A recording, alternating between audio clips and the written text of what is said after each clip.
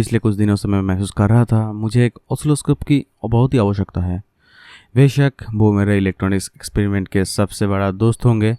उसके लिए मैं अमेज़न पर कुछ ऑसिलोस्कोप देख रहा था जो बहुत ही महंगा होते हैं और हर कोई इतने महंगे ऑसिलोस्कोप नहीं खरीद सकते। इसलिए मैं सोचा जो लोग ऑसिलोस्कोप का उपयोग करना चाहते हैं उनके लिए बहुत ही कम प्राइस में एक ऑसिलोस्कोप बनाए जा सकते हैं। ये आर्डिनो बेस्ड ऑसिलोस्कोप है जो काफ़ी सही सिग्नल दिखाता है। इससे आप लगभग 20 से 50 किलोहर्ट्ज़ के सिग्नल को आप सही ढंग से एनालाइज कर सकते हैं और मुझे लगता है कि अंडर 500 रुपीज़ में ये एक बहुत ही सही ऑसिलोस्कोप है। देखिए गाइस, ये ऑसिलोस्कोप बहुत ही छोटा है जो आप आसानी से कैरी भी कर सकते हैं। दूसरे ओर आप किसी प्रकार के सिग्नल को भी एनालाइज कर सकते हैं जैसे कि sine wave, square wave, triangle wave और भी बहुत कुछ। उसके साथ ही साथ आप फ्रीक्वेंसी और उस फ्रीक्वेंसी के ड्यूटी साइकिल को भी आप बहुत ही आसानी से देख सकते हैं जो एक प्रोफेशनल ऑसिलोस्कोप में होते हैं। मुझे लगता है कि ये एक ग्रेट ऑप्शन है एक बिगिनर हॉबी प्रोजेक्ट के लिए। चलिए इसे बनाते हैं।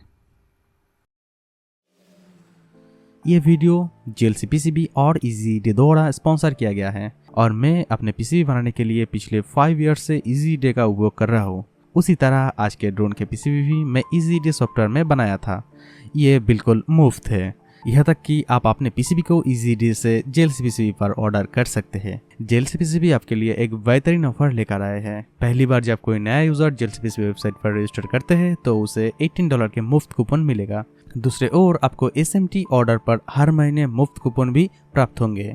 बिना अधिक समय बर्बाद ना किए JLC PCB वेबसाइट पर जाके आज ही रजिस्टर कीजिए और फायदा लीजिए। लिंक डिस्क्रिप्शन बॉक्स में है।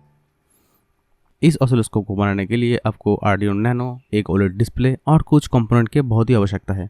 और इसे बनाने की पहले स्टेप ये है OLED डिस्प्ले के HDA पिन को आर्डिनो पिन एनालॉग पिन 4 से और एनालॉग पिन 5 को SCL पिन से जोड़ना होगा। और फिर मैं होल्ड स्विच को मैं डिजिटल पिन 11 से कनेक्ट करूँगा और इसके तरह ही मैं डिजिटल पिन 10 के साथ डाउन स्विच को जोड़ूंगा और डिजिटल पिन 9 के साथ नेक्स्ट अप स्विच और लास्ट में मैंने सिलेक्ट स्विच को डिजिटल पिन 8 से जोड़ दूंगा। और उसके बाद अपने ऑसिलोस्कोप के सिग्नल इनपुट के रूप में मैंने यहाँ आर्डिनो के एनालॉग पिन 0 का उपयोग करूँगा और जिसको मैं 50 के पोटेंशियोमीटर के हेल्प से वोल्टेज डिवाइडर बनाऊंगा ताकि मैं सही डिवीजन देख सकूँ। ओके, आप देख सकते हैं मेरे ऑसिलोस्कोप कंप्लीट हो चुका है। अब मैं इसे फर्स्ट टाइम चेक करने वाला हूँ। चेक करने से पहले मुझे आर्डिनो में कोड अपलोड करना होगा और ये है वो कोड। मैं इसे अपने आर्डिनो में अपलोड कर लूँगा और कोड अपलोड करने के बाद आप देख सकते हैं तुरंत मेरे डिस्प्ले में ऑसिलोस्कोप ग्राफ दिखा रहा है मुझे। और इसे चेक करने के लिए मैं ऑसिलोस्कोप के इनपुट पिन में 60 हर्ट्ज साइन वेव सिग्नल को इनपुट करूँगा। देखिए मेरा सिग्नल बहुत ही सही ढंग से शो कर रहा है जो काफ़ी क्लियर है। लेकिन दोस्तों ये ऑसिलोस्कोप यहाँ ख़त्म नहीं है। इस ऑसिलोस्कोप में कई प्रकार के फीचर्स है मगर ये ऑसिलोस्कोप अभी भी देखने में इतना अच्छा नहीं है और जिसको मैं पोर्टेबल रूप में यूज़ भी नहीं कर पाऊँगा। इसलिए मैं इस इजी सर्किट को PCB में बदलने की सोच रहा था। मैं हमेशा ही PCB डिज़ाइन करने के लिए EasyDay सॉफ्टवेयर का उपयोग करता हूँ जो बहुत ही इजी सॉफ्टवेयर है। और उसके साथ ही साथ आप ये भी जानते हैं कि मैं इस PCB को JLC PCB से ऑर्डर किया था और ये है वो PCB। मैंने यहाँ 10 PCB का ऑर्डर किया था। देखिए ये कितना छोटा है और प्यारा भी है। ओके, चलिए अब इस PCB में सर्किट को बनाते हैं। और यहाँ मैंने Atmega 3285 SMD IC का उपयोग करने वाला हूँ जिसका उपयोग आर्डिनो नैनो में किया जाते हैं। और आप जानते हैं मेरे ऑसिलोस्कोप को मैं पोर्टेबल बनाना चाहता हूँ इसीलिए मैंने यहाँ CR3220 बैटरी का उपयोग करने वाला हूँ। और उसके साथ ही साथ बेशक मुझे इस IC में प्रोग्राम भी करना होगा, इसलिए मैं यह ISP पिन को अपने होममेड प्रोग्रामर से जोड़ दूंगा। और कोड अपलोड करने के बाद ये बहुत ही प्यारा लग रहा है। लेकिन फ्रेंड्स मैं खुश नहीं हूँ क्योंकि मैं इसे और भी खूबसूरत से देखना चाहता हूँ। इसीलिए मैंने इसके लिए एक 3D मॉडल बनाऊंगा और इसे प्रिंट करूँगा। और गाइस ये है वो प्रिंटेड पार्ट और मैं अपने ऑसिलोस्कोप के बोर्ड को सारे प्रिंटेड फ्रेम में डाल दूंगा।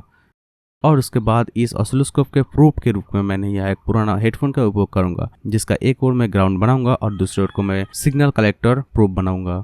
और उसके बाद इसकी एक्यूरेसी सही ढंग से चेक करने के लिए मैंने DSO-139 ऑसिलोस्कोप के साथ इसके तुलना करूंगा और देखूंगा कि सही है या नहीं। फिर मैंने अपने DSO-138 और आर्डिनो ऑसिलोस्कोप में 1 किलोहर्ट्ज सिग्नल इनपुट करूंगा और देखिए दोनों ऑसिलोस्कोप में सही 1 किलोहर्ट्ज सिग्नल दिखा रहा है। और इस आर्डिनो ऑसिलोस्कोप में आप सही ढंग से sine wave, square wave, triangle wave और भी बहुत सारे वेव आप मेजर कर सकते हैं।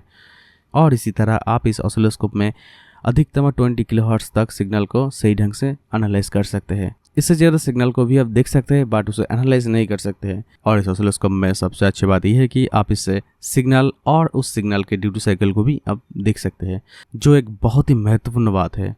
और उसके साथ ही साथ पैरामीटर, डिवीजन, सिग्नल के माइक्रोसेकंड और भी बहुत सारे ऑप्शन हैं। तो मुझे लगता है कि अंडर 500 रुपीज़ में ये एक बहुत ही अच्छा प्यारा ऑसिलोस्कोप है। तो गाइस, ये था इसका एक छोटे मोटे वीडियो। मुझे लगता है कि इस वीडियो से आपको कुछ सीखने को मिला। अगर आपको कुछ सीखने को मिला तो मेरे चैनल को सब्सक्राइब कीजिए। अगर पसंद नहीं आया तो आप बेशक डिसलाइक कर सकते हैं। फिर मुलाकात होंगे नेक्स्ट वीडियो में।